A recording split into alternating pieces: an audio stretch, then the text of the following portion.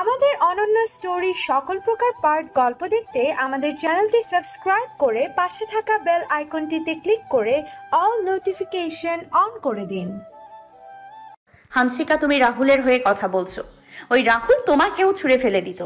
তুমি কি ভেবেছো তুমি রাহুলের পার্মানেন্ট গার্লফ্রেন্ড? সেটা তোমার ভুল ধারণা। ওর যখন তোমাকে নিয়ে মন ভরে যেত তখন তোমাকেও ছুঁড়ে ফেলে দিত। রাহুল কারোর আপন নয়।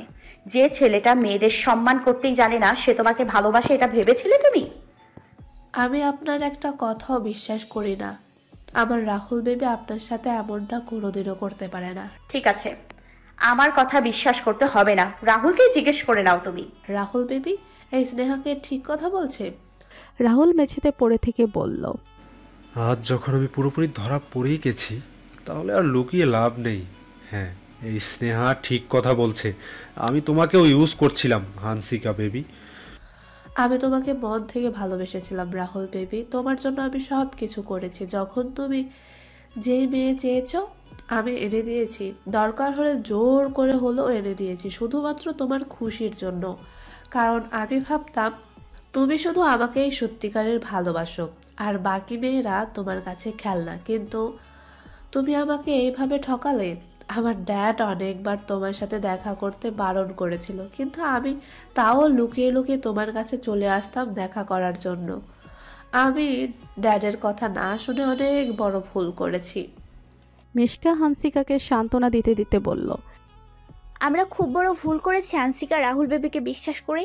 এই স্নেহা ঠিক কথা বলেছে, রাহুল বেবি কারোর আপন নয়। স্নেহা, আপনি আমাকে প্লিজ ক্ষমা করে দিন। আর মিলি, তুমিও আমাকে ক্ষমা করে দাও। আমি তোমার ব্যাপারে অনেক খারাপ কথা বলতাম। তোমরা দুজন রাহুলের মতো ছেলের থেকে দূরে থেকো আর নিজের লাইফটা নতুন করে শুরু করো। স্নেহা ঠিক কথা বলেছে হানসিকা, আমাদের এটাই করা উচিত। হ্যাঁ, তাই করব। আমার হাত থেকে আজ পর্যন্ত কেউ বাঁচতে পারেনি। আমি সুযোগ পেলে মিলিকে ক্ষতি করার চেষ্টা আবার করব। আবির রেগে গিয়ে রাহুলকে কলা চেপে ধরে আবার মারতে লাগলো। রাহুল হাসছে। আবির রেগে রাহুলের এক হাত ধরে মেঝেতে শেষরাতে শেষরাতে টানতে টানতে সিঁড়ি দিয়ে নিচে নামিয়ে আনলো। এসব দেখে সবাই চলে আসলো নিচে। আবির রাহুলের কিচেনে যেয়ে একটা পেট্রোল আর ম্যাচ বক্স নিয়ে আসলো। দেখ, আমাকে মারিস না, আমাকে ক্ষমা করে দে প্লিজ। তুই যা বলবি আমি তাই করব। আমি তোকে ক্ষমা করব না। বলেই আবির রাহুলের গায়ে পেট্রোল ঢালতে লাগলো। স্নেহা আর মিলি এগিয়ে এসে আবিরকে আটকাতে লাগলো। তা আবির ওদেরকে ধাক্কা দিয়ে দূরে সরিয়ে দিল। তারপর পেট্রোলটা এক সাইডে রেখে দিয়ে ম্যাচ বক্স থেকে কাঠি বের করে আগুন জ্বালালো। আবির আগুন জ্বালাতে রাহুল খুব ভয় পেয়ে যায় আর বলে ওঠে, আবির, তুই কি করছিস? প্লিজ আগুনটা আমার গায়ে দিস না, প্লিজ আমাকে মারিস না। আমি তোর পায়ে পড়ছি, আমাকে ছেড়ে দে তুই। আমি ওকে ছাড়বো না। রাহুল আবিরের পা চেপে ধরে বলল, আবির, তুই আমাকে ক্ষমা করে দে। আমি কথা দিচ্ছি আমি আর কোনোদিন মেয়েদের ইউজ করব না। তখনই আরমান চৌধুরী পুলিশ নিয়ে চলে আসলো ফার্ম হাউসে। আবির, ওই ছেলেটাকে ছেড়ে দাও, আমি পুলিশ নিয়ে চলে এসেছি। আবির আর সবাই তাকিয়ে দেখে আরমানের সাথে পুলিশ। আবির কাঠি ফেলে দেয়। ইন্সপেক্টর, ওকে এবার অ্যারেস্ট করুন। শাস্তি তো ওকে দেবই। ও যে নোংরামি মেয়েদের সাথে করেছে তার জন্য তো কম মেয়ে সুইসাইড করেনি। মানে এসব আপনি কি বলছেন? মেয়েরা এই জন্য সুইসাইড করেছে? হ্যাঁ আবির, ইন্সপেক্টর ঠিক বলেছে। রাহুলের জন্য অনেক মেয়ে আত্মহত্যা করেছে। আমি যখন ফার্ম হাউস থেকে বেরিয়ে পুলিশকে ফোন করতে আসি তখন আমার ফোনে চার্জ ছিল না বলে আমি সোজা পুলিশ স্টেশনে চলে যাই পুলিশকে নিয়ে আসতে। আর সেখানে যে দেখি রাহুলের ফটো। তখন ইন্সপেক্টরকে সব জিজ্ঞেস করতে ইন্সপেক্টর আমাকে সব খুলে বলল যে রাহুলের জন্য মুম্বাই শহরের প্রায় 15 থেকে 20টা মেয়ে লজ্জায় আর কষ্টে সুইসাইড করেছে। আর তারপর থেকে রাহুল মুম্বাই শহর থেকে পালিয়ে কলকাতায় চলে আসে। মুম্বাই পুলিশ তো ওকে হন্যে হয়ে খুঁজছে। ইন্সপেক্টরের কাছে এসব শুনতে গিয়েই তো আমার আসতে এত দেরি হলো। এই কথা শুনে সবাই চমকে গেল আর আবির রাহুলকে মারতে শুরু করলো আর বলল, তোর জন্য এত মেয়ে সুইসাইড করেছে। ইন্সপেক্টর আবিরকে থামিয়ে দিয়ে বলল, মিস্টার আবির, আপনি ওকে ছেড়ে দিন। ওকে আমরা জেলে নিয়ে গিয়ে ভালো করে খাতির যত্ন করব। আপনারা আমার কিছুই করতে পারবেন না। আমার বাবা আমাকে জেল থেকে বের করেই ছাড়বে। এর আগেও অনেকবার আমাকে জেল থেকে বের করেছে। এবার তোর বাপেরও ক্ষমতা থাকবে না তোকে জেল থেকে বের করার। তোর নামে এমন কেস দেব তো হয়তো তোর যাবজ্জীবন নয়তো ফাঁসি হবে। তুই কি ভেবেছিস 4 দিন আগে মুম্বাই থেকে পালিয়ে এসে কলকাতায় নিজের বাবার ফার্ম হাউসে লুকিয়ে থাকবি? আর এখানকার মেয়েদের ইউজ করবি, আর পুলিশ তোকে খুঁজেই পাবে না। আমরা পাতাল থেকে হলেও অপরাধীদের খুঁজে বের করেই ছাড়ি। তুই অনেক মিডল ক্লাস মেয়েকে তোর প্রেমের জালে ফাঁসিয়ে তাদেরকে ইউজ করে তারপর ধোকা দিয়ে তাদেরকে সুইসাইড করতে বাধ্য করেছিস। তোর জেল তো পাক্কা। এবার চল আমাদের সাথে। তাহলে রাহুল, তখন তুমি এই কথাটা বলতে গিয়ে আটকে গিয়েছিলে, সুইসাইড, তাই তো? হ্যাঁ। রাহুল, তুমি মেয়েদেরকে সুইসাইড করতে বাধ্য করেছ। আমার ভাবতে অবাক লাগছে যে আমি তোমাকে ভালোবেসেছিলাম, তুমি তো আমাকে এই ব্যাপারটা কিছুই জানাওনি। আমি যদি তোমাকে আগেই জানাতাম তাহলে কি তোমাকে এতদিন ধরে ইউজ করতে পারতাম Hansika baby? I hate you Rahul, I hate you. Okay, ওই ভিডিওটা আপনি আমাকে সেন্ড করে দিন, এটা আমাদের প্রমাণ হিসেবে কাজে লাগবে। স্নেহা ইন্সপেক্টরের ফোনে ভিডিওটা পাঠিয়ে দিল। ইন্সপেক্টর ভিডিওটা দেখে তার লেডি কনস্টেবলকে বলল মিশকার হানসিকাকে অ্যারেস্ট করতে। কনস্টেবল ওই দুজন মেয়েকে অ্যারেস্ট করো। তারপর লেডি কনস্টেবল এসে হানসিকা আর মিশকার হাত চেপে ধরল। ইয়েস, এদের কেসটা জামিনের যোগ্য হবে। Thank you inspector, thank you so much. কিন্তু এই রাহুলের কেসটা জামিনের অযোগ্য হবে। এবার রাহুল চল, তোকে লক আপে নিয়ে গিয়ে ভালো করে খাতির যত্ন করি। বলে ইন্সপেক্টর রাহুলকে নিয়ে যেতে যাচ্ছিল। তখনই রাহুল ইন্সপেক্টরের থেকে তার পিস্তলটা কেড়ে নিয়ে স্নেহার কাছে এসে স্নেহার মাথায় পিস্তল ঠেকালো। রাহুল স্নেহার মাথায় পিস্তল ঠেকিয়ে বলতে লাগলো, কেউ কাছে আসবে না, আর না হলে আমি স্নেহাকে গুলি করে দেব। সবাই দূরে সরে যাও আর আমাকে চুপচাপ এখান থেকে যেতে দাও। বলেই রাহুল স্নেহাকে নিয়ে আস্তে আস্তে সেখান থেকে যেতে যাচ্ছিল। রাহুল, তুই স্নেহাকে ছেড়ে দে। রাহুল, তুমি বৌদিকে ছেড়ে দাও। ছাড়বো না আমি স্নেহাকে। এই স্নেহার জন্য আমি ধরা পড়ে গেছি। এই স্নেহাকে তার জন্য শাস্তি পেতেই হবে। আমি ওকে খুন করে ফেলবো। বলেই রাহুল ট্রিগার টিপতে যাচ্ছিল, তখন আবির বলে উঠল, রাহুল, তুই স্নেহাকে ছেড়ে দে। হ্যাঁ, আমি তোকেও শাস্তি দেব। তোর একটাই শাস্তি, নিজের চোখের সামনে নিজের স্ত্রীকে খুন হতে দেখা। তুই কি ভাবছিস স্নেহাকে মারার পর তুই এখান থেকে পালিয়ে যেতে পারবি? I will not spare you Rahul. আমি স্নেহাকে এখানে মারবো না, স্নেহাকে আমি বাইরে নিয়ে গিয়ে মারবো, আর তারপর এখান থেকে পালিয়ে যাব। রাহুল, তুই চুপচাপ আমাদের কাছে নিজেকে সারেন্ডার করে দে, না হলে আমরা তোকে গুলি করতে বাধ্য হব। এই ইন্সপেক্টর, তোর কনস্টেবলকে বল পিস্তল নিচে নামিয়ে রাখতে, না হলে আমি স্নেহাকে গুলি করে দেব। বল তাড়াতাড়ি। কনস্টেবল, তোমরা পিস্তলটা নিচে নামিয়ে রাখো। ইন্সপেক্টরের কথা শুনে কনস্টেবলরা নিজেদের পিস্তল নিচে নামিয়ে রাখলো। এবার চুপচাপ তোরা আমাকে এখান থেকে যেতে দে, না হলে আমি বুঝতেই পারছিস আমি কি করব। আবির, তুমি আমাকে বাঁচাও। তোকে আজ কেউ আমার হাত থেকে বাঁচাতে পারবে না। আজকেই তোর শেষ দিন। এবার চল আমার সাথে। বলেই রাহুল স্নেহার মাথায় বন্দুক ঠেকিয়ে দরজার দিকে নিয়ে গেল। আমাকে যেভাবেই হোক রাহুলের হাত থেকে স্নেহাকে বাঁচাতেই হবে। ভাবতে ভাবতে আবিরের হঠাৎ একটা ফুলদানির দিকে নজর পড়ল। তারপর আবির ফুলদানিটা হাতে নিয়ে নিল।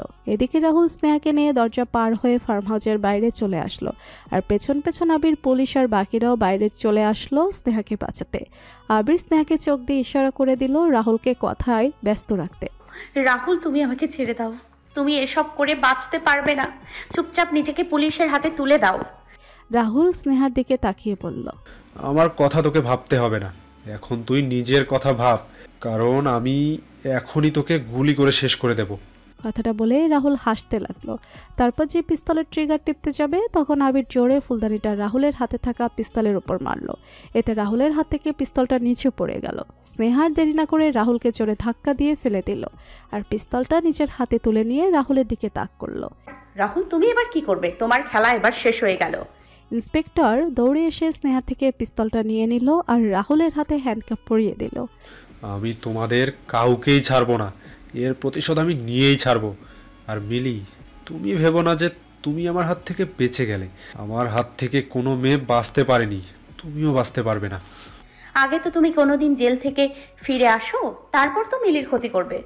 হ্যাঁ ইন্সপেক্টর, আপনি ওর এমন শাস্তির ব্যবস্থা করুন যাতে ও আর কোনো বাড়ির মেয়েকে ইউজ করার চেষ্টা না করতে পারে, যেমনটা আমার ছোট ভাই দীপকের মেয়ে মিলির বেলায় করতে চেয়েছিল। আপনি চিন্তা করবেন না মিস্টার আরমান চৌধুরী, এই রাহুল আর কোনোদিনও জেল থেকে বের হতে পারবে না। বলে ইন্সপেক্টর রাহুলকে টানতে টানতে জিপে নিয়ে গিয়ে বসালো, আর লেডি কনস্টেবলরা মিশকার হানসিকাকে নিয়ে যাচ্ছিল। তখন স্নেহা ওদের সামনে এসে দাঁড়ালো আর বলল, তোমাদের মনে আছে তো আমি কি বলেছিলাম?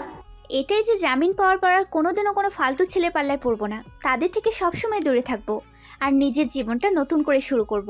হ্যাঁ, এবার যাও। তারপর লেডি কনস্টেবল ওদের দুজনকে নিয়েও জিপে বসালো। তারপর রাহুল, হান্সিকা আর মিশকাকে নিয়ে পুলিশ চলে গেল সেখান থেকে। এদিকে মিলি এতক্ষণ শক্ত হয়ে দাঁড়িয়েছিল, কিন্তু ও এখন দৌড়ে এসে স্নেহাকে জড়িয়ে ধরে কাঁদতে লাগলো। মিলি, তোমার কি হলো? হঠাৎ তুমি কাঁদছো কেন? হঠাৎ স্নেহা খেয়াল করলো মিলির শরীর প্রচণ্ড গরম, মনে হচ্ছে জ্বর এসেছে। বৌদি, আমি রাহুলের মতো ছেলেকে ভালোবেসে খুব বড় ভুল করেছি। রাহুল মেয়েদের সুইসাইড করতে বাধ্য করেছে, এটা জানলে আমি ওকে কোনোদিনও ভালোবাসতাম না। রাহুল যদি আমাকেও ইউজ করতো তাহলে আমিও সুইসাইড করতাম। আজ যদি তুমি রাহুলের সত্যিটা প্রমাণ না করতে, তাহলে আমিও ওর শিকার হয়ে যেতাম। বলেই মিলি জোরে জোরে কাঁদতে লাগলো। মিলি, এরকম কথা বলো না। যতদিন আমি আছি ততদিন তোমার কেউ ক্ষতি করতে পারবে না। মিলিকে কাঁদতে দেখে আবির আর আরমান চৌধুরী মিলির কাছে আসতে লাগলো। হঠাৎ করে মিলি কাঁদতে কাঁদতে চুপ হয়ে গেল। মিলি, তুমি কথা বলছো না কেন? কি হয়েছে? বলে স্নেহা মিলিকে নিজের থেকে ছাড়িয়ে দেখলো মিলি অজ্ঞান হয়ে গেছে। আবার মিলি অজ্ঞান হয়ে গেছে, ওকে তাড়াতাড়ি বাড়িতে নিয়ে যেতে হবে। মিলি কিভাবে অজ্ঞান হলো? এতক্ষণ তো ঠিক ছিল। আবির, মিলির খুব জ্বর এসেছে, তাই মিলি অজ্ঞান হয়ে গেছে। আবির, তুমি মিলিকে নিয়ে গাড়িতে বসাও, ওকে এখনই বাড়িতে নিয়ে যেতে হবে। Okay dad. বলেই আবির মিলিকে কোলে নিয়ে গাড়িতে বসালো। আরমান চৌধুরী গাড়িতে ড্রাইভ করতে লাগলো আর আবির এবং স্নেহা পেছনের সিটে মিলির মাথায় হাত বোলাতে লাগলো। মিলি, চোখটা খোল প্লিজ। আবির, গাড়িতে জলের বোতল আছে। ইয়েস, আছে। বাবাকে বলো জলের বোতলটা দিতে। ড্যাড, তুমি জলের বোতলটা দাও। কেন? মিলির জ্ঞান ফেরানোর জন্য, তাড়াতাড়ি দাও। দিচ্ছি। বলে আরমান জলের বোতলটা আবিরের হাতে দিয়ে দিল আর আবির বোতল খুলে মিলির চোখে মুখে জলের ছিটে মারতে লাগলো, কিন্তু কিছুতেই মিলির জ্ঞান ফিরছিল না। আবির, আমার খুব ভয় করছে। মিলির কিছু হবে না তো? কিচ্ছু হবে না মিলির। আমি থাকতে মিলির কিচ্ছু হতে দেবো না। বাড়িতে নিয়ে গিয়ে ডক্টর দেখালেই মিলি সুস্থ হয়ে যাবে। এই সব কিছু রাহুলের জন্য হয়েছে। ও মিলিকে খুব কষ্ট দিয়েছে, সেই জন্য মিলির জ্বর এসেছে আর মিলি অজ্ঞান হয়ে গেছে। ওই শয়তানটাকে আমি খুন করে ফেলতাম যদি না পুলিশ আসতো। একটুর জন্য আমার হাত থেকে বেঁচে গেল। পুলিশ না আসলে আমরা কি জানতে পারতাম রাহুলের সত্যিটা, যে ওর জন্য অনেক মেয়ে সুইসাইড করেছে? তুমি ঠিকই বলেছো স্নেহা। কিছুক্ষণের মধ্যেই গাড়িটা চৌধুরী ম্যানশনের সামনে আসতেই সিকিউরিটি এসে গেট খুলে দিল আর গাড়িটা ভেতরে ঢুকে গেল। আবির, স্নেহা আর আরমান চৌধুরী মিলিকে নিয়ে হন্তদন্ত হয়ে বাড়ির ভেতর ঢুকে পড়ল। এদিকে রেবেকা চৌধুরী আর পাপিয়া চৌধুরী টিভি দেখছিলেন। তখনই ওদেরকে আসতে দেখে দৌড়াতে দৌড়াতে চলে আসলো মিলির কাছে। আবির, কি হয়েছে আমার মেয়ের? কাকি, মিলি অজ্ঞান হয়ে গেছে। এসব কিভাবে হলো? সব বলছি, আগে মিলিকে ওর রুমে নিয়ে যেতে হবে। বলেই আবির মিলিকে কোলে নিয়েই মিলির বেডে নিয়ে এসে শুয়ে দিল। সবাই আবিরের পেছন পেছন চলে আসলো মিলির রুমে। ড্যাড, তুমি ডক্টরকে ফোন করো। ঠিক আছে, করছি। বলে আরমান চৌধুরী বাইরে এসে ডক্টরকে ফোন করে দিল। এদিকে স্নেহা মিলির হাতে পেয়ে মেসেজ করতে লাগলো। কিছুক্ষণ পর ডক্টর সুভাষ চলে আসলো চৌধুরী ম্যানশনে আর এসে মিলিকে চেক করতে লাগলো। ভয়ের কিছু নেই, একটু স্ট্রেসের কারণে ওনার জল এসেছিল আর তাতে উনি অজ্ঞান হয়ে গিয়েছিলেন। আচ্ছা, এমন কি হয়েছিল যে উনি এত স্ট্রেসড হয়ে পড়েছিল? আসলে ডক্টর, মিলি অনেক বড় শক পেয়েছে একটা সত্যি জানার পর। কি সত্যি জেনেছিলেন? মিলি যে বয়ফ্রেন্ড ছিল সে ওকে ধোকা দিয়েছে। ও আই সি। মাঝে মধ্যে এরকমটা হয়। অতিরিক্ত শক পেলে মানুষের প্রথমে জ্বর আসে, তারপর তারা অজ্ঞান হয়ে যায়। ডক্টর, মিলি তাড়াতাড়ি সুস্থ হয়ে যাবে তো? আমি একটা ইনজেকশন দিয়ে দিচ্ছি, কিছুক্ষণ পরেই পেশেন্টের জ্ঞান ফিরে আসবে, ডোন্ট ওয়ারি। বলে ডক্টর সুভাষ মিলির হাতে একটা ইনজেকশন পুশ করে দিল। আচ্ছা, আপনারা পেশেন্টের খেয়াল রাখবেন, ওনার এখন প্রপার কেয়ারের প্রয়োজন। ঠিক আছে ডক্টর, আমরা মিলির পুরো খেয়াল রাখবো। চলুন ডক্টর, আমি আপনাকে এগিয়ে দিয়ে আসি। বলে আরমান চৌধুরী ডক্টর সুভাষকে দরজা পর্যন্ত এগিয়ে দিতে চলে গেল। ওরা দুজন চলে যেতে রেবেকা চৌধুরী আর পাপিয়া চৌধুরী আবির আর স্নেহার কাছে আসলো সব জানতে। এবার বল আবির, মিলি কিভাবে অজ্ঞান হয়ে গেল?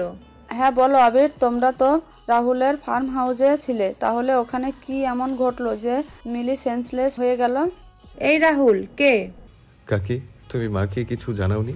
না, আমি কিছু জানাইনি। আসলে দিদি টেনশন করবে তাই তো।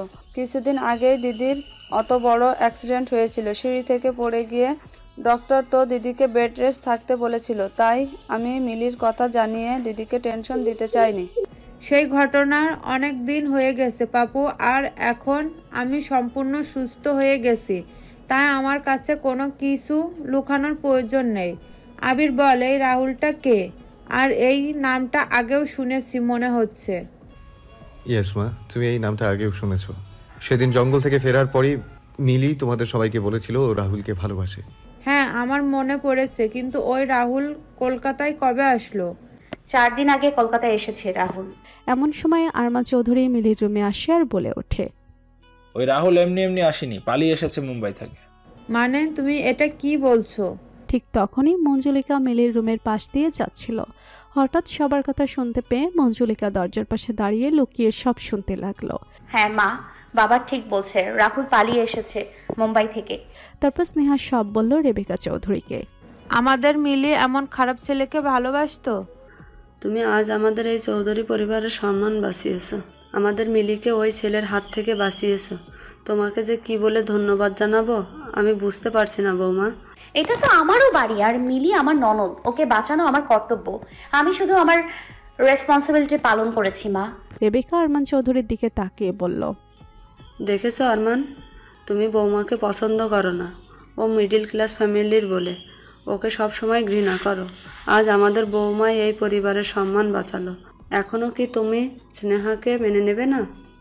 একদম না, মানে না, মেনে নেওয়ার প্রশ্নই উঠছে না। তার মানে আপনি আমাকে মেনে নিয়েছেন বাবা? হ্যাঁ বৌমা, আমি আজ তোমাকে মেনে নিলাম আমার ছেলের বউ হিসেবে, আর এই বাড়ির বউ হিসেবে। বাবা, আপনি আমাকে বৌমা বলে ডাকলেন? নিজের বৌমাকে বৌমা বলে ডাকবো না তো কি বলে ডাকবো? আপনি সত্যি বলছেন বাবা? হ্যাঁ, আমি সত্যি বলছি বৌমা। আজ তুমি এই বাড়ির মায়ের সম্মান বাঁচানোর জন্য যা করেছো, হ্যাঁ আমি সত্যি বলছি বৌমা, আজ তুমি এই বাড়ির মেয়ের সম্মান বাঁচানোর জন্য যা করেছো তা সব বাড়ির বউ করতে পারে না। তুমি আজ নিজেকে এই বাড়ির যোগ্য বউ প্রমাণ করেছো। আমি তোমাকে অনেক অপমান করতাম, তুমি মিডল ক্লাস ফ্যামিলি বলে। আমি তোমাকে সবসময় ঘৃণা করেছি। আমি মনে করতাম তুমি আমার একমাত্র ছেলেকে টাকার জন্য বিয়ে করেছো, ভালোবেসে নয়। কিন্তু আজ আমার সেই ভুল ভেঙে গেছে। আমি বুঝতে পেরেছি তুমি আবিরকে খুব ভালোবাসো, আর এই পরিবারকেও। তাই আমি তোমাকে আমার ছেলের বউ বলে স্বীকার করে নিলাম। Thank you dad. তাহলে আমার বুকে আসো বেটা। Yes dad. বলে আবির এসে আরমান চৌধুরীকে জড়িয়ে ধরল। বৌমা তুমি আসো। হ্যাঁ বাবা। বলে স্নেহাও আরমান চৌধুরীকে জড়িয়ে ধরল। আবির আর স্নেহা দুজনেই দুপাশ থেকে আরমান চৌধুরীকে জড়িয়ে ধরল। এসব দেখে রেবেকা চৌধুরী আর পাপিয়া চৌধুরী খুব খুশি হলেন। আমি তোমাদের দুজনের বিয়ের দিন তোমাদেরকে আলাদা করার জন্য যে ষড়যন্ত্র করেছিলাম তার জন্য প্লিজ আমাকে ক্ষমা করে দাও। ঠিক আছে ড্যাড, আমি তোমাকে ক্ষমা করে দিলাম। আমি তো আপনাকে অনেক আগেই ক্ষমা করে দিয়েছি বাবা। আমি তো শুধু ওয়েট করছিলাম আপনি আমাকে কবে মেনে নেবেন, কিন্তু আজ সেই দিনটা এসে গেছে। আজ আমি খুব খুশি বাবা। থ্যাংক ইউ বৌমা আমাকে ক্ষমা করে দেওয়ার জন্য। আমি বিয়ের দিন অনেক বড় ষড়যন্ত্র করেছিলাম তোমাদের বিয়ে আটকানোর জন্য, কিন্তু আমি পারিনি তোমাদের বিয়ে আটকাতে, কারণ তোমাদের বিয়ে তো হওয়ারই ছিল। সবই তো ঠিক হয়ে গেল, কিন্তু এবার বৌমা তোমাকেই কিন্তু মিলির খেয়াল রাখতে হবে। ডোন্ট ওয়ারি মা, আমি মিলির খেয়াল রাখবো। এদিকে মঞ্জুলিকা দরজার পাশ থেকে আড়ালে দাঁড়িয়ে সব শুনছিল। সে বলে উঠল, আমি শুধু একটা দিন এই বাড়িতে ছিলাম না, আর এর মধ্যে এত কিছু ঘটে গেছে। আর আঙ্কেলও তো দেখছি স্নেহাকে মেনে নিল। আঙ্কেলই এই বাড়িতে আমার একমাত্র সাপোর্ট ছিল। এবার আমার কি হবে? আঙ্কেল যদি আমাকে এই বাড়ি ছেড়ে চলে যেতে বলে, তখন আমি কি করব? না, আমি কিছুতেই এই বাড়ি থেকে যাব না। যদি কেউ যাবে সেটা হলো স্নেহা, তারপর আবির শুধু আমার হবে। তারপর মঞ্জুলিকা নিজের রুমে চলে গেল। মঞ্জুলিকা নিজের রুমে এসে পায়চারি করে ভাবতে লাগলো কিভাবে স্নেহাকে এই বাড়ি থেকে বের করা যায়। এদিকে আরমান চৌধুরী মিলির রুম থেকে বেরিয়ে এসে নিজের রুমের দিকে যেতে যাচ্ছিল ল্যাপটপে কাজ করার জন্য। হঠাৎ মঞ্জুলিকার রুমের পাশ দিয়ে যাওয়ার সময় ওনার মনে হলো মঞ্জুলিকার সাথে কথা বলে ওকে চলে যেতে বলা উচিত। তাই সে মঞ্জুলিকার রুমে চলে আসলো আর বলল, মঞ্জুলিকা তোমার সাথে আমার কিছু কথা আছে। হ্যাঁ বলুন আঙ্কেল, কি কথা আছে আপনার? তুমি এবার এই বাড়ি থেকে চলে যাও মঞ্জুলিকা। হঠাৎ এই কথা শুনে মঞ্জুলিকা একটু চমকালো না, কারণ ও জানতো যে আরমান চৌধুরী এই কথাটা বলতে নিশ্চয়ই আসবে। তবুও মঞ্জুলিকা অবাক হওয়ার ভান করে বলল, এসব আপনি কেন বলছেন আঙ্কেল? আমি এই বাড়ি থেকে কেন যাব? কারণ তোমার এখানে থাকার আর কোনো প্রয়োজন নেই। মানে আপনি কি বলতে চাইছেন? আই মিন টু সে, আমি এখন স্নেহাকে নিজের বৌমা বলে মেনে নিয়েছি, তাই তোমার এখানে থাকার আর কোনো দরকার নেই। তুমি এখন নিজের বাড়িতে ফিরতে পারো। এটা আপনি কি বলছেন আঙ্কেল? আপনি স্নেহাকে মেনে নিলেন? হ্যাঁ মঞ্জুলিকা, আমি ঠিক বলছি। তাই তোমার এখানে থাকার দরকার নেই। আমি চাই না আবির আর স্নেহার লাইফে তোমার জন্য কোনো প্রবলেম তৈরি হোক। এখন আমার দরকার ফুরিয়ে গেছে, তাই আমাকে চলে যেতে বলছেন? দরকার আমার ছিল না, দরকারটা তোমার ছিল আবিরকে পাওয়ার। শুধু আমারই দরকার ছিল, তাই না? আপনি কি স্নেহাকে আবিরের লাইফ থেকে দূরে সরাতে চাননি? হ্যাঁ চেয়েছিলাম, কিন্তু এখন আর চাই না। আমি স্নেহাকে মেনে নিয়েছি, তাই তুমি কথা না বাড়িয়ে এই বাড়ি থেকে চুপচাপ চলে যাও। স্নেহা ওই রাহুলের থেকে মিলিকে বাঁচিয়েছে বলে আপনি স্নেহাকে নিজের বৌমা বলে স্বীকার করে নিলেন? আপনি ভুলে গেছেন স্নেহা মিডল ক্লাস ফ্যামিলির মেয়ে, ও আপনার ছেলেকে টাকার জন্য বিয়ে করেছে।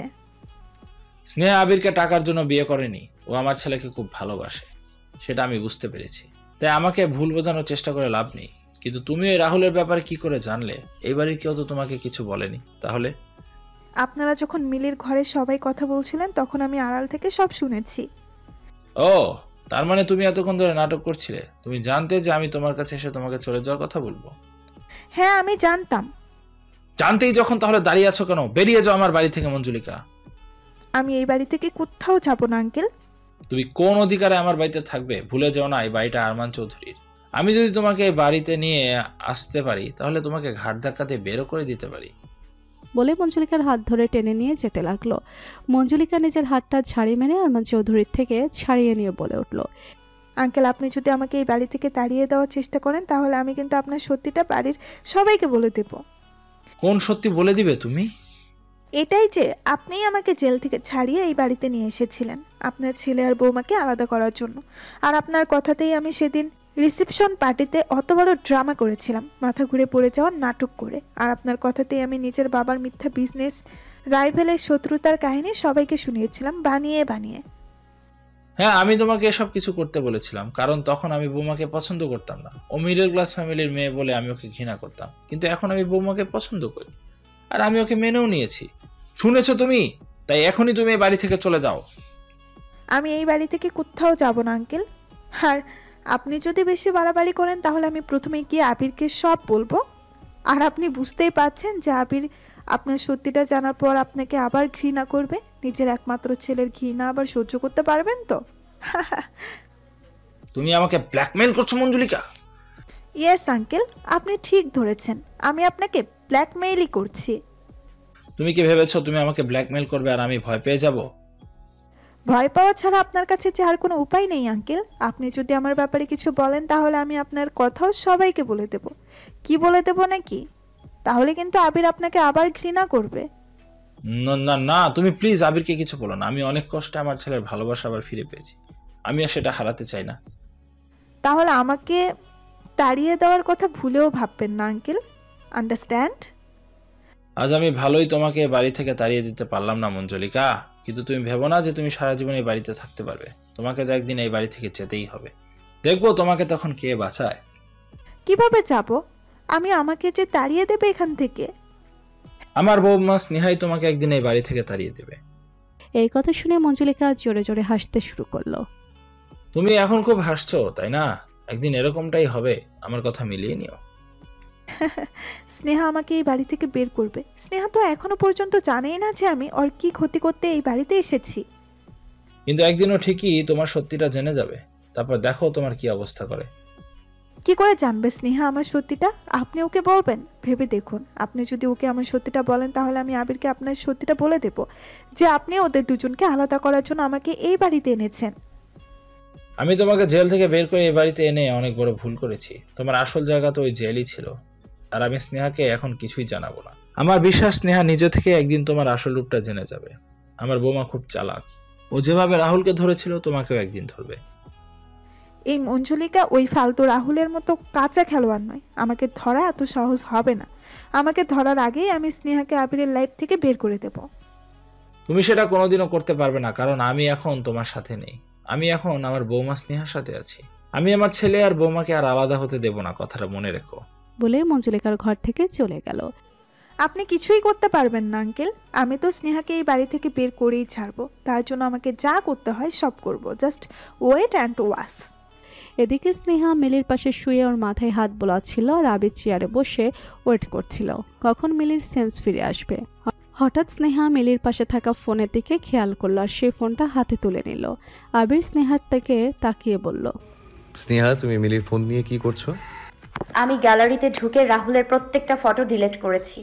একদম ঠিক কাজ করেছো তুমি।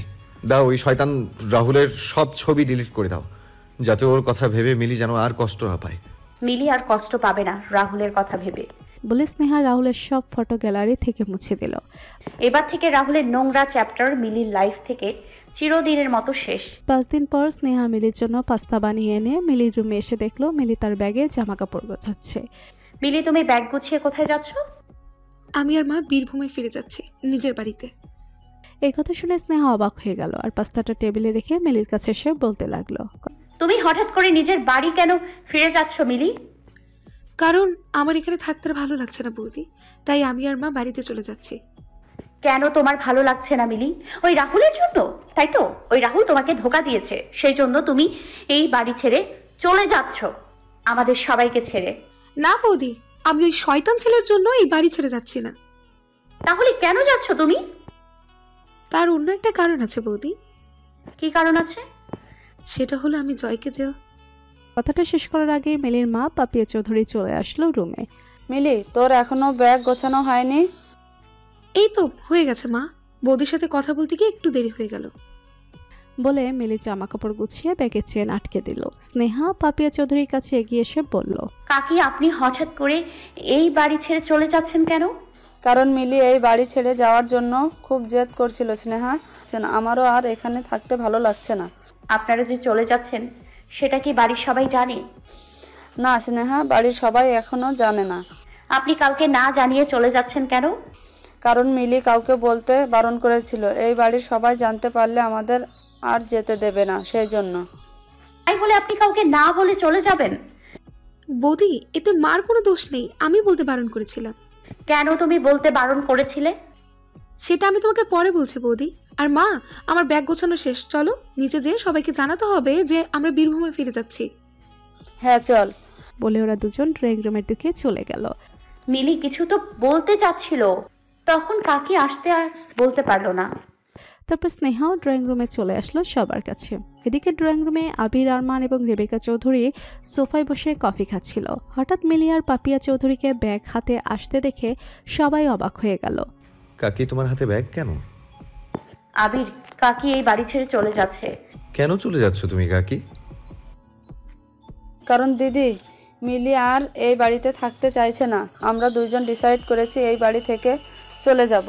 রেবেকা মিলির দিকে তাকিয়ে বলল, মিলি, এসব আমি কি শুনছি? তুমি এই বাড়ি থেকে কেন চলে যেতে চাও? কাকিমা, আমার আর এখানে থাকতে ভালো লাগছে না, আর তাছাড়াও আমার ছুটিও শেষ হয়ে গেছে। আমাকে বীরভূমে ফিরে গিয়ে আবার কলেজে জয়েন করতে হবে। শুধু কি কলেজ নাকি? এর পেছনে অন্য কোনো কারণ আছে। আচ্ছা, ওই রাহুলকে ভোলার জন্য তুমি এখান থেকে চলে যাচ্ছ না তো? না কাকিমা, আমি ওই শয়তান রাহুলের জন্য বাড়ি ছেড়ে যাচ্ছি না। আমি এখন রাহুলকে ঘৃণা করি। আই হেট হিম। আমি তো। কথাটা বলেই থেমে গেল। কি তুমি? কিছু না, তোমাদের এখনই কিছু বলা যাবে না, সময় আসলেই সব জানতে পারবে। কিন্তু এখন বৌদিকে সব বলে যেতে হবে। পাপি আরমান চৌধুরীকে বলল, দাদা, আমরা তো আবিরের বিয়ের জন্য এই বাড়িতে বেড়াতে এসেছিলাম। সেসব তো অনেক দিন আগেই মিটে গেছে। আর মিলি তো কলেজ থেকে ছুটি নিয়ে এই বাড়িতে বেড়াতে এসেছিল, কিন্তু এখন ছুটি শেষ।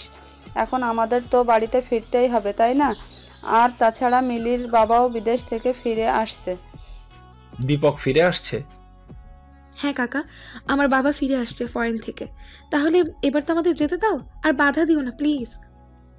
ওকে, তোমরা যখন এত করে যেতে চাইছো তাহলে যাও। থ্যাংক ইউ কাকা। বলে আরমান চৌধুরীকে জড়িয়ে ধরল। ঠিক আছে, আর বীরভূমে গিয়ে খুব ভালো থেকো তুমি। নো টেনশন কাকা, এবার থেকে আমি খুব ভালোই থাকবো। মিলির হঠাৎ কি হলো? ওকে এত খুশি কেন দেখাচ্ছে? কিছু তো একটা লুকোচ্ছে মিলি। মিলি স্নেহার দিকে খেয়াল করে ভাবল, বৌদিকে এবার সব বলতেই হবে। এবার চলো মিলি, আমাদের লেট হয়ে যাচ্ছে। এবার না বেরোলে দেরি হয়ে যাবে ট্রেন ধরতে।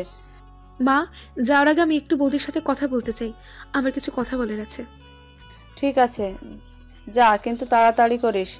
তারপর মিলি স্নেহার হাত ধরে ঘরে চলে গেল। মিলি, এবার বলো তো তুমি কেন এই বাড়ি ছেড়ে চলে যাচ্ছ? শুধুই কি তোমার কলেজের জন্য, নাকি আরো অন্য কোনো কারণ আছে? আর তুমি তখন কিছু একটা বলতে চাইছিলে, হঠাৎ কাকি আসাতে আর বললে না। কি বলতে চলেছিলে তুমি তখন? আমাকে বলো। আরে কন্ট্রোল বৌদি, এত হাইপার হচ্ছ কেন? আমি তো তোমাকে সব বলার জন্য এই ঘরে নিয়ে এসেছি। কি বলার জন্য? এটাই যে আমি জয়কে জেল থেকে বের করে দিয়েছি বৌদি। কি? আরে আস্তে বৌদি, তুমি এত জোরে চিৎকার করো না, না হলে সবাই সবকিছু জানতে পেরে যাবে। তুমি সত্যি বলছো তুমি জয়কে জেল থেকে বের করে দিয়েছো? কিন্তু এসব কিভাবে হলো আর কখন হলো? আমি তো কিছুই বুঝতে পারছি না। আচ্ছা, তুমি তো জয়কে পছন্দ করতে না, তাহলে হঠাৎ জয়কে জেল থেকে বের করে আনলে যে? হ্যাঁ, আমি আগে জয়কে পছন্দ করতাম না, কিন্তু এখন আমি জয়কে খুব পছন্দ করি আর ওকে খুব ভালোবেসে ফেলেছি। এসব কিভাবে হলো? তুমি সেদিন বলেছিলে না যে জয়কে জেল থেকে বের করে আনতে, জয় আমার যোগ্য লাইফ পার্টনার হবে। হ্যাঁ, আমি বলেছিলাম, কিন্তু তুমিও তো বলেছিলে যে জয়কে কোনোদিনও বিয়ে করবে না। আমি ভুল বলেছিলাম বৌদি, তুমি ঠিক ছিলে বৌদি। জয় আমার যোগ্য জীবনসাথী। আমি 3 দিন ধরে শুধু জয়ের কথাই ভেবেছি। সবসময় আমার জয়ের সেই করুণ চেহারাটাই চোখের সামনে ভেসে আসতো। যখন আমি রাহুলের মতো ফালতু ছেলের জন্য জয়ের মতো ভালো ছেলের ভালোবাসাকে ইনসাল্ট করতাম, ওকে অনেক কষ্ট দিতাম, এমনকি ও যখন রাহুলের ব্যাপারে আমাকে কিছু বলতো তখন আমি ওকে অবিশ্বাস করে অনেকবার চড়ও মেরেছি। জয় তো শুধু আমাকে রাহুলের থেকে বাঁচাতেই চাইতো, কিন্তু আমি ওকেই ভুল বুঝতাম। তুমি কি জয়কে এখন ভালোবাসো? হ্যাঁ বৌদি।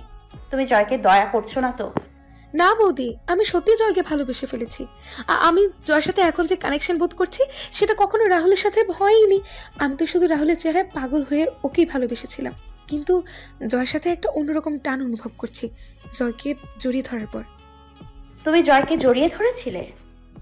হ্যাঁ বৌদি, আমি জয়কে জড়িয়ে ধরেছিলাম। আমি জয়কে জড়িয়ে ধরে এক আলাদা শান্তি পেয়েছি, যেটা রাহুলকে জড়িয়ে ধরে কখনো পাইনি। আমি ঠিক করেছি না বৌদি জয়কে জেল থেকে বের করে? একদম ঠিক করেছো। তুমি এতদিনে তুমি তোমার আসল সত্যিকারের ভালোবাসাকে চিনতে পেরেছো, এর জন্য আমি খুব খুশি। কিন্তু কিন্তু কি? কিন্তু আমি তোমার উপর রাগও করেছি। কেন? আমি কি করেছি? তুমি যে তোমার জয়কে জেল থেকে বের করেছো সেটা আমাকে আগে বললে না কেন? আমি তোমাকে আগে বলতে চেয়েছিলাম বৌদি, কিন্তু তোমাকে তো পাওয়াই মুশকিল হয়ে গিয়েছিল। যখনই তোমাকে কিছু বলতে যাচ্ছিল তুমি কোনো না কোনো কাজে বিজি ছিলে, আর তোমার আশেপাশেও বাড়ির সবাই থাকতো। আর কাজ শেষ হলে আবির দাদা তোমাকে নিয়ে রুমে চলে যেত, আর রুম থেকে বেরিয়ে হতে দিত না। সেই জন্য আমি চান্স পাইনি তোমাকে জানাতে। আচ্ছা ঠিক আছে, এবার বলো কি হয়েছিল যখন তুমি জয়কে বের করে আনলে? ওকে, সব বলছি। ফ্ল্যাশব্যাক। মিলি গাড়িতে করে পুলিশ স্টেশনে চলে আসলো জয়ের কেস উড্ড করতে। সে ইন্সপেক্টরের সামনে এসে বলল, ইন্সপেক্টর, আমি মিলি চৌধুরী, আরমান চৌধুরীর ভাতিজা। হ্যাঁ বলুন। আমি একটা কেস উইথড্র করতে এসেছি। কোন কেসের কথা বলছেন আপনি? কেন, আপনার মনে নেই সেই জঙ্গলের মলেস্টেশনের কেস, যে কেসে আপনি জয় নামের একজনকে অ্যারেস্ট করেছিলেন? আমি সেই কেসটা উইথড্র করতে চাই। ইয়েস, আমার মনে পড়েছে। আপনি সেই ভিকটিম তাই না, যাকে ওই মলেস্টর জয় মলেস্ট করার চেষ্টা করেছিল? হ্যাঁ, আমি সেই ভিকটিম মিলি চৌধুরী। আমি সেই কেসটাই উইথড্র করতে চাই। আপনি প্লিজ জয়কে ছেড়ে দেওয়ার ব্যবস্থা করুন। কিন্তু ও তো আপনাকে মলেস্ট করার চেষ্টা করেছিল, তারপরও আপনি ওকে ছাড়াতে চান? হ্যাঁ চাই। আপনি বলুন জয়কে ছাড়ানোর জন্য আমাকে কোথায় সাইন করতে হবে? ঠিক আছে, আপনি নিজেই ভিকটিম হয়ে যখন নিজের মলেস্টরকে ছাড়াতে চান তখন আমাদের কিছু বলার নেই। আপনি এই পেপারে একটা সাইন করে দিন। ঠিক আছে বলে তাড়াতাড়ি সেই পেপারে সাইন করে দিল মিলি। ইন্সপেক্টর একটা কনস্টেবলকে বলল, কনস্টেবল, তুমি ওই জয়কে ছেড়ে দাও। তারপর কনস্টেবল জয়ের লকআপে এসে তালা খুলতে লাগলো। এসব দেখে জয় অবাক হয়ে গেল। একে আপনি তালা খুলছেন কেন? আপনাকে ছেড়ে দেওয়া হচ্ছে। এই কথা শুনে জয় খুব খুশি হয়ে গেল আর বলল, আমার বেল হয়েছে, নিশ্চয়ই আমার বাবা মা করেছে, তাই না? আপনি তো জানেনই আপনার বাবা মা অনেক চেষ্টা করেও আপনার বেল করাতে পারেননি, কারণ আপনি আরমান চৌধুরীর ভাইয়ের মেয়েকে মলেস্ট করার চেষ্টা করেছিলেন, সেজন্য। তাহলে কে আমার বেল করালো? আপনার বেল হয়নি, আপনার কেস উইথড্র করা হয়েছে। তার মানে আপনি যাকে মলেস্ট করার চেষ্টা করেছিলেন সেই মেয়েটাই আপনার কেস উইথড্র করেছে। এই কথা শুনে জয় অবাকের চরম পর্যায়ে পৌঁছে গেল। তার মানে মিলি এসেছে আমার কেস উইথড্র করতে, কিন্তু ও কেন এসেছে? ও তো আমাকে ঘৃণা করে, ও তো ওই ফালতু রাহুলকে ভালোবাসে, তাইলে? এই নিন আপনার ওয়ালেট আর ঘড়ি। বলে কনস্টেবল জয়ের হাতে ওগুলো ধরিয়ে দিয়ে চলে গেল। জয় দৌড়াতে দৌড়াতে মিলির কাছে চলে আসলো। মিলি জয়কে দেখা মাত্রই দৌড়ে এসে জয়কে শক্ত করে জড়িয়ে ধরলো। হঠাৎ করে মিলি জয়কে জড়িয়ে ধরার জন্য জয় পুরো অবাক হয়ে গেছে। জয় কি রিয়াকশন দেবে বুঝতে পারছে না, ওর সবকিছু মাথার ওপর দিয়ে যাচ্ছে। জয় ভাবছে যে মেয়েটা ওকে ঘৃণা করে, সবসময় অপমান করে, সেই মেয়েটা ওকে জড়িয়ে ধরলো। এদিকে মিলি জয়কে জড়িয়ে ধরে অদ্ভুত সুখ অনুভব করছে। ও ভাবছে আমি আগে কেন জয়কে জড়িয়ে ধরিনি, তাহলে হয়তো রাহুলের মতো ফালতু ছেলের প্রেমে পড়তে হতো না। জয় কিছুটা অবাক হলেও কিছুই করতে পারছে না, কারণ মিলি ওকে জড়িয়ে ধরাতেও শীতল পাথর হয়ে গেছে। ওর খুব ভালো লাগছে। ও কিছুই বলছে না মিলিকে। যেই মেয়েটাকে ও এত মাস ধরে ভালোবাসলো, যেই মেয়েটা ওকে জড়িয়ে ধরে আছে, আর এর থেকে আনন্দের আর কিছু হতে পারে না। 10 মিনিট পর মিলি জয়কে ছেড়ে দিয়ে জয়ের হাত ধরে টানতে টানতে নিয়ে যেতে যাচ্ছিল, তখন জয় বলে উঠল, তুমি আমাকে কোথায় নিয়ে যাচ্ছ মিলি? আর তুমি কেস উইথড্র কেন করলে? সব বলবো, আগে তুমি আমার সাথে চলো। সবকিছু পুলিশ স্টেশনে বলা যায় না। বলে মিলি জয়কে নিয়ে সেখান থেকে বেরিয়ে আসলো। তারপর গাড়িতে করে একটা কফি শপে চলে আসলো আর একটা টেবিলে দুজনে বসলো। মিলি, আমি তো কিছুই বুঝতে পারছি না। আমি তোমার সাথে সেদিন জঙ্গলে এত বড় অন্যায় কাজ করার চেষ্টা করার পরেও তুমি আমাকে জেল থেকে কেন বের করলে? আর তুমি আমাকে পুলিশ স্টেশনে কেন জড়িয়ে ধরলে? তুমি তো আমাকে ভালোবাসো না, তুমি তো ওই মেয়েদের ইউজ করা ছেলে রাহুলকে ভালোবাসো। তাহলে খবরদার জয়, তুমি ওই রাহুলের নাম মুখে আনবে না। আমি ওই রাহুলকে এখন খুব ঘৃণা করি। শুধু আমি নয়, ওকে এখন সব মেয়েই ঘৃণা করে। ওই ছেলেটা ঘৃণারই যোগ্য। মানে তুমি এসব কি বলছো? কি এমন ঘটলো যে তুমি এমন কথা বলছো? ওই রাহুলের ব্যাপারে কেউ কিছু বললেই তুমি তার উপর ভারী পড়ো, তাহলে তুমি আজ এই কথা বলছো? তুমি সব সময় ঠিক ছিলে জয়, আমি ভুলছিলাম যে তোমার কথা আমি কখনো বিশ্বাস করিনি। তার মানে তুমি সত্যিটা জেনে গেছো মিলি যে রাহুল একটা নোংরা ছেলে, ওর সাথে অনেক মেয়েদের রিলেশন আছে, কিন্তু কি করে জানলে? হ্যাঁ, আমি সব জেনে গেছি জয়, যে রাহুল একটা ফালতু ছেলে। কি করে জানলে? সব হয়েছে আমার চালাক বৌদি স্নেহার জন্য। মানে সেই বৌদি জঙ্গলে যাকে তুমি জড়িয়ে ধরে কাঁদছিলে সেই তো? হ্যাঁ, সেই বৌদি তো রাহুলের মুখোশটা সবার সামনে খুলেছে। তার মানে ওই রাহুল কলকাতাতে এসেছিল আর তোমার বৌদি ওর মুখোশ খুলে দিয়েছে, কিন্তু কিভাবে? হ্যাঁ, রাহুল কলকাতাতে এসেছিল মুম্বাই থেকে পালিয়ে। মানে ও পালিয়ে কেন এসেছিল? জয়, ও শুধু মেয়েদের ইউজ করাই নয়, ও মেয়েদের সুইসাইড করতে বাধ্য করেছে। ওর জন্য মুম্বাই শহরে 15 থেকে 20 জন মেয়ে সুইসাইড করেছে। তুমি এসব কি বলছো? আমি তো শুধু জানতাম ও মেয়েদের ইউজ করে।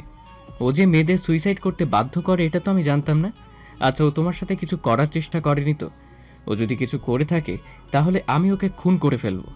ও একবার চেষ্টা করেছিল আমাকে ইউজ করার, কিন্তু আমার ভাগ্য ভালো ছিল যে ও কিছুই করতে পারেনি। কি করার চেষ্টা করেছিল ওই শয়তানটা?